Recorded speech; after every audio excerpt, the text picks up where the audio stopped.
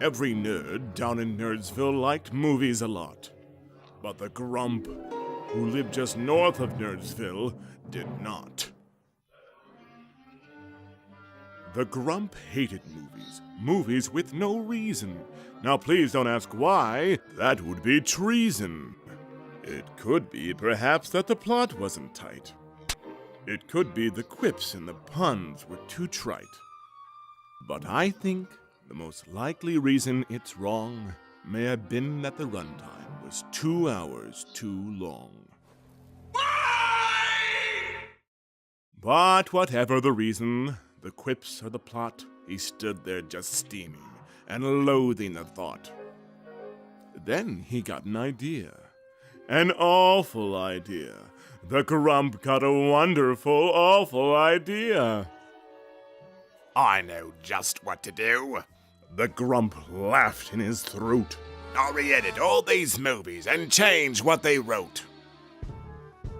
This is cut number 1. The old grumpy Grump hissed. On to cut number 2. These will be hits. You're a mean one, Mr. Grump. You really changed these reels.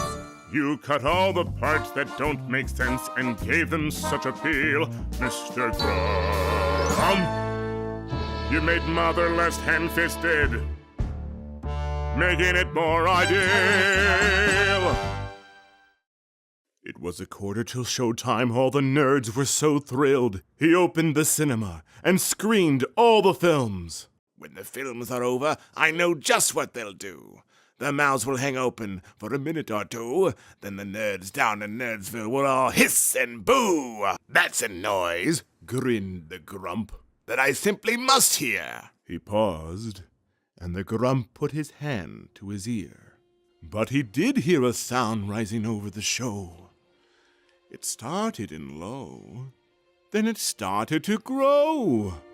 But this wasn't a sound of sad. Why, this sound sounded glad. Every nerd down in Nerdsville, the smelly and the weird, was cheering these movies while stroking their beards. And the Grump, clutching his chin at the show, stood puzzling and puzzling. How could it be so? It came without cliches. It came without tropes. It came without plot holes, bad dialogue, and cinemascope. Maybe movies, he thought, Don't come from a store. Maybe movies, perhaps, are a little bit more.